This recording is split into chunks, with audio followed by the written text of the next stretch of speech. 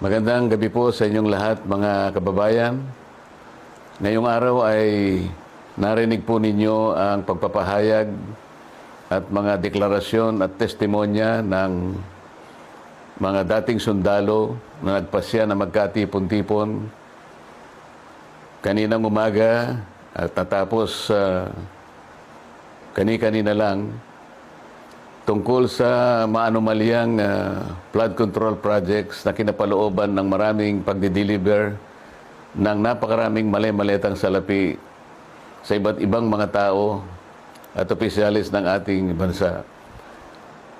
Yan po ang sinasalamin sana, mga kababayan, ng dapat na nangyari na inaakala naming huling pagdinig sana ng opisyal na Blue Ribbon Committee na aming sinet noong June 11, 2026. Hindi nga po natuloy yun, mga kababayan, dahil nung matunugan ng ibang mga kasama namin na kami magdadaos uli ng panghuling hearing na lang ng Blue Ribbon Committee, ay sinabi nila na mayroong security threat ang Senado at ang aming mga kawani ay sinabihan nila na mag-work from home na lang. Dahil po sa security threat at nagkaroon po ng napakaraming mga tanod sa Senado at wala naman po kaming magagamit na mga kawani, hindi po natuloy yung June 11 hearing na yon. At nang dahil doon ay nagpasya ang mga kumukup-kup dun sa 18 at higit pang mga dating sundalo na maggawa na lang ng pagpapahayag na ginawa nga nila sa araw na ito.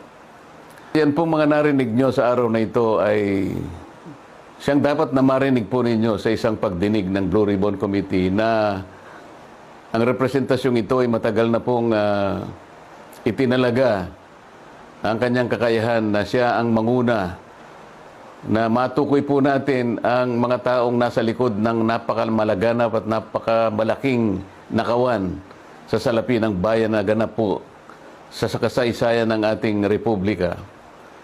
Nang dahil po dyan ay marami po ang nagkaroon ng galit sa inyong lingkod at ako po ay kinasuhan nga ng kahit mga imbentong mga kaso.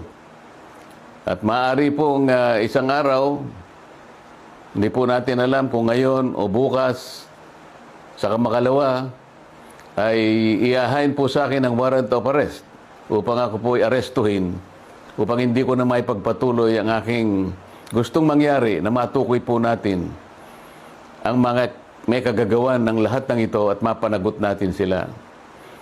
Pero wag po kayong mag-alala kahit ako po ay kanilang maaresto at maipakulong, kagaya na po ng sinasabi ko, ay hindi po tayo titigil hanggat hindi po natin natutukoy ang mga taong ito dahil kayo po talaga ang dapat pagsilbihan namin. Interes po ninyo ito. Huwag kayong mawawalan ng loob at huwag kayong mawawalan ng pag-asa. Pansamantala lang naman siguro hindi tayo magkikita ng harapan. Ngunit dahil po sa ating pakikipaglaban, alang-alang po sa interes ng ating bansa, ay kailangan tayong magkaisa. Sa tulong po ng Panginoon Diyos, magtatagumpay din po tayo. Mabuhay po kayong lahat at sana'y araw-araw ang diwa ng ating pagkakaisa ay huwag pong mawala sa bawat isa sa atin.